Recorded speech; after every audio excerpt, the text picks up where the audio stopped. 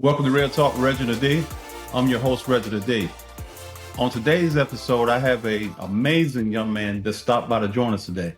He's a self-published author. He has a company called Snure Stories. He published 2 books, The Jewels of Faith and The Sword of Sorenth. First published novel, The Jewels of Faith, he started right at the age of 7 and worked on his first book for over 5 years and published his first novel at the age of 17 in September 2020.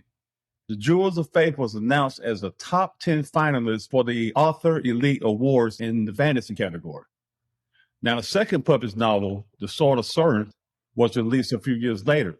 He began writing this book shortly before COVID, and it published in August 2022. I'm so excited to have this young man on the show with me today. Welcome to the show, Tyler Snure. How's it going, Tyler? I'm good. How are you? Doing good. Thank you so much for taking the time out of your busy schedule to stop by and talk with me. No problem. Happy to be here. Thank you for inviting me on the show. You're welcome.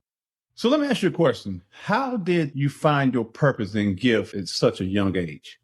I would say mostly due to my family. They always really encouraged me right from a young age to pursue what I was passionate about and what I wanted in life and not be limited by restrictions such as age and things like that. So at a really, really young age, it was easy to figure out what I wanted out of life and easy to find the motivation to go after that right away. So you started creatively writing at the age of 7. Mm-hmm. When you started writing at such a young age, did you know then you had a gift, or was it a passion that later on you found out you had a gift? That's a tough question because as a 7-year-old, I feel like you're not mature enough to kind of really think that deeply yet. But I knew when I started writing around the age of 7 that I enjoyed it. I don't know if I would have realized it is a gift back then. I don't know if I would have called it my passion back then, but I do remember thinking there's something here for sure. I really enjoy doing this. And it actually started as writing stories about my friends in kindergarten and grade 1. And then it slowly evolved from there. Why do you think reading is so important? For a variety of reasons. In terms of for writers, I think it's the best way to practice or get a feel for the genre you want to write, to really understand what good writing is by reading the classics and authors who have been doing it for years. From a non-writing standpoint, there's so many benefits to our mental health. There's so many benefits to our emotional health. Studies actually show, but you can find statistics about this all over the internet, but studies show that people who read more are actually more empathetic with those around them, which is really cool because we form relationships with these characters that aren't real, but then it somehow helps us with our real relationships in the real world. So there's so many different benefits to reading. And I know I experienced a lot of those when I was starting out at the age of 7. I think I started reading maybe a couple of years before that, but the age of 6. But I remember how it helped me with my vocabulary and my school and all kinds of stuff. Yeah, you said something that was very important, that you read other writers' books. And that's kind of the way I look at things when I do motivational speaking. I follow a lot of motivational speakers just to find out what they do, how they do it, how they craft things. And I think that's really important. What challenges did you face being such a young author?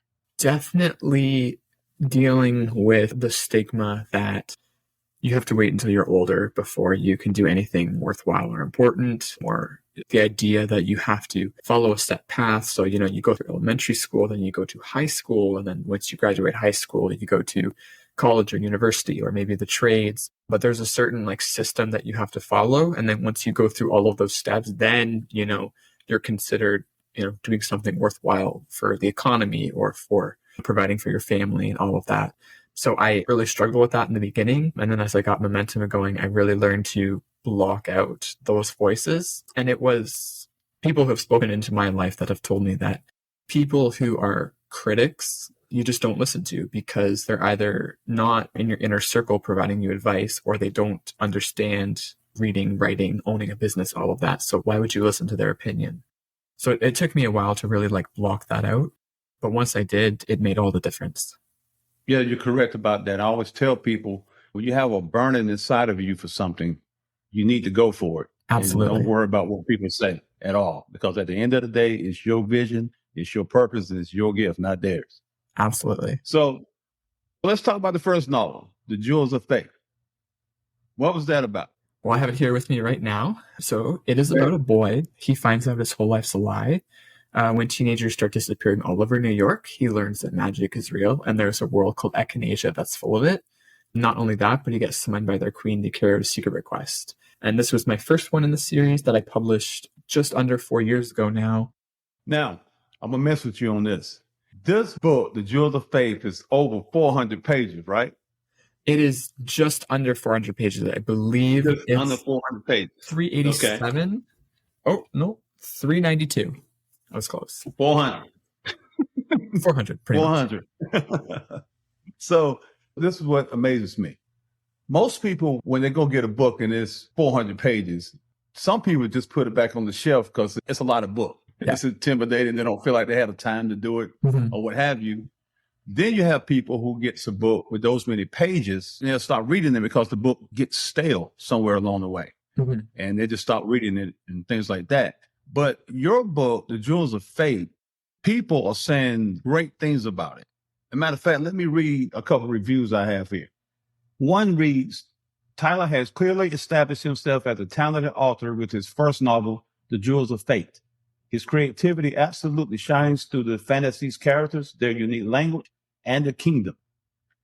His compelling writing will find you engrossed in the adventure from beginning to end. I applaud Tyler and eagerly await the next promising book in his series.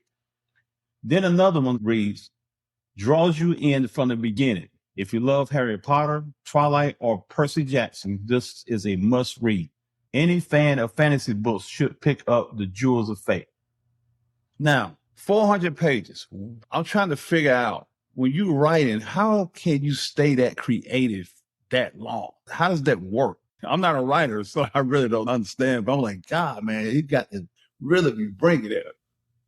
Well, there's a few strategies, and I talk about them in author presentations that I do in schools, as well as the coaching program that I'm in the middle of launching. But a few of them would definitely be understanding the pace of a novel. So when I'm reading, and let's say the novel is 500 pages, there's certain milestones that you have to hit by the 100-page mark, by the 250-page mark, the 400-page mark, like the end of the book, in order to keep the reader engaged. And like you said, like if a book becomes stale and drags on too long and nothing's happening, then a reader is going to put it down. So one of my strategies is focusing on outlines so I can really see the beats of the story and when does one act lead into the next act and where might there be a part of the story where it does get stale and how can I fix that? So right from the beginning, that was something I really, really focused on because I wanted to make sure that no one read my book and got bored by page 200 because nothing was happening. Right. So let's talk about the second novel, The Sword of Sorenth. What was that book about?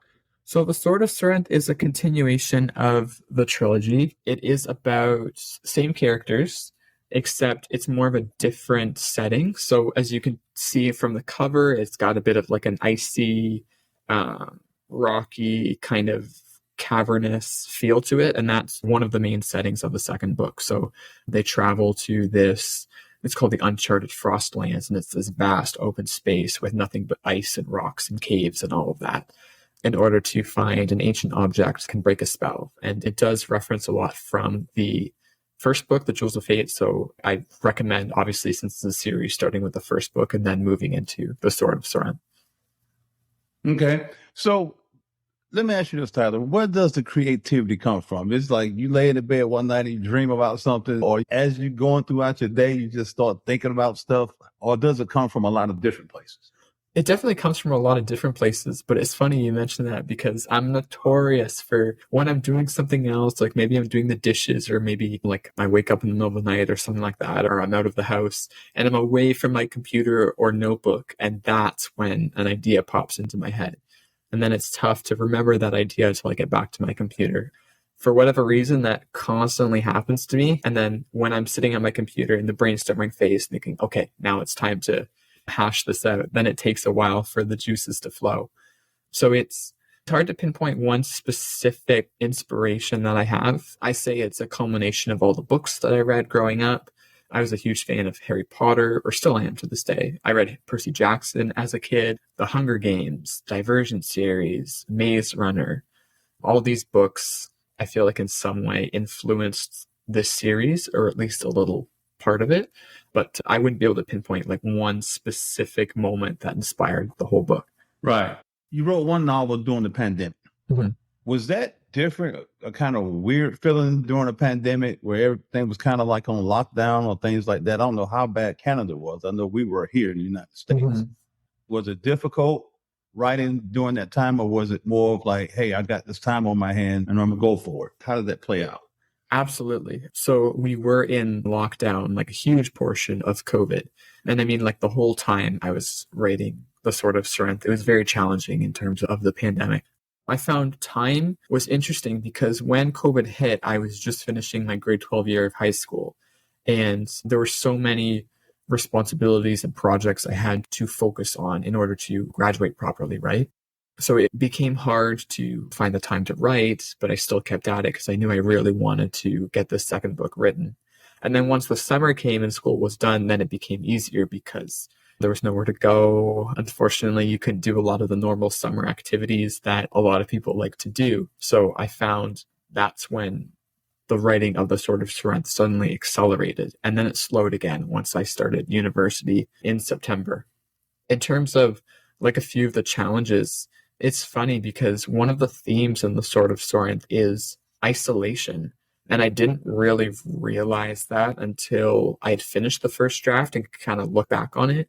But it was kind of funny how all of the characters in The Sword of Sorenth, or at least the main ones, they're all kind of on their own separate journeys, facing their own paths, and they're not really like connected to each other as much as they are in the first one. And of course, there's reasons for that that are in the book. But it was funny because I feel like that was maybe subconsciously reflected on how a lot of us were feeling isolated and we couldn't see each other as much as we wanted. And for me personally, that appeared in my writing and I didn't even realize it until later on. So let me ask you this. You turned your gift of writing into a small business. Mhm. How did you do that? Talk to me a little bit about that. Absolutely. So, first off, I'd like to say any writer owns a business. Writing is a business. Being an author makes you an entrepreneur, especially if you're in the self-publishing world, because once you hit publish and then you start promoting your book, it's no different than a CEO marketing a product of a company. So it's really cool when I realized that because I didn't make that connection until I started in the summer company program back in 2019 before I even published The Jewels of Fate. So that's when Snure Stories became a business. That's when I realized that authors are business owners. And then over the years, I've kind of expanded my business to other avenues other than writing. For example, I mentioned I'm a writing coach now, so I have a coaching program that I'm in the middle of launching. I do school visits and speaking, which is another form of revenue and like a business model. I'm also a screenwriter, so I have a screenplay that I just finished and I'm now waiting on until the writer's strike finishes so I can start sending that out again. So I feel like it's also when you treat a novel like a business and when an author considers themselves a business owner, it's so much easier to do all of those marketing activities. It's so much easier to become an entrepreneur because that's what it takes to sell books. Absolutely. So you mentioned the summer company. That's an entrepreneur program, right? Yes. So you were selected as one of the finalists Mhm. for this program. I read that. Mhm. So where can people purchase your books? So you can purchase them on Amazon. The Jewels of Fate and the Sword of Sorenth. Just type them into Amazon search and they will come up, or my name, Tyler Snure. You can purchase them if you are in the Southern Ontario area. There's a number of bookstores that carry them, including Coles at the Penn Center in the area that I live. Like I mentioned, I also sell them at schools. So if you are listening and you are a teacher or a principal or an event organizer, I'd love to come speak at your event or your school and bring a few copies of books with me that I can hand sign. That's the cool thing about events like that. I sign them and I write a little message in them. But those are a few of the ways that you can purchase. I want everybody to know that he participates in book events, conferences, and festivals, both virtual and in person. Mm-hmm. Tyler, in the last 2 minutes, what would you say to people who have the gift of writing and would like to write and publish a book? I would say Don't wait. Don't wait. And whether that's because maybe you're young and you believe that you have to wait until you're older to start your career or make a difference in the world, that's a lie. Don't believe it. Age is just a number. Definitely go for it at a young age. Or maybe on the other end of the spectrum, you'd like to write, but you have a full-time job. And I would just like to say that that's a lie too. You can always learn to pursue what you're passionate about, even if you have a job, even if you have so many responsibilities. And I'm actually hosting a masterclass in a couple of weeks that kind of touches on that. Focuses on the first chapter, how to write a good solid first chapter, why the first chapter is so important, and how to start writing a novel when you are either in school or working a full-time job.